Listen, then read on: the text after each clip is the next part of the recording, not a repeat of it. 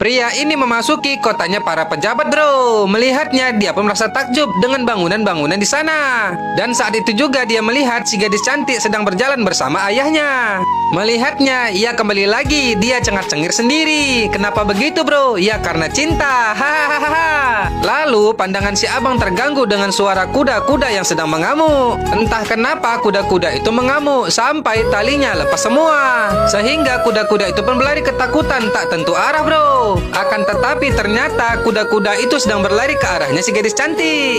Melihatnya, si beban tampan ini pun langsung berlari secepat mungkin untuk menyelamatkan gadis pujaan hatinya itu. Menyadari kuda-kuda itu menuju anaknya, ayah si gadis pun jadi panik. Dan ketika kuda-kuda itu semakin mendekat, si abang pun melepaskan sorbannya. Kemudian dia menghalangi kuda-kuda itu sampai berhenti, bro. Melihatnya, gadis itu pun terkejut karena si abang berusaha menenangkan kuda-kuda yang sedang mengamuk itu. Akan tetapi kuda-kuda itu masih mengamuk seperti ketakutan. Lalu di hadapan mereka semua, si abang melemparkan kainnya sehingga menutupi mata kuda itu, bro. Kemudian dengan cepat si abang langsung menungganginya. Dengan keahliannya dia berusaha mengatasi kuda-kuda itu, bro. Dia membelai kuda itu dan menyuruhnya tenang. Dan akhirnya kuda yang dinaikinya itu bisa tenang juga. Sedangkan si gadis melongo melihat si abang yang berusaha menenangkan kuda-kuda yang lainnya. Dia merasa takjub, bro, melihat kemampuannya si abang. Dan saat itu juga butiran cinta tumbuh di hatinya. Lalu setelah si abang berhasil menenangkan semua kuda-kuda itu, si gadis cantik mengambilkan kainnya. Dia memberikannya kepada si abang sembari mengatakan terima kasih. Kemudian gadis itu bertanya, kamu siapa? Belum sempat si abang menjawabnya, ayah gadis itu sudah datang, bro.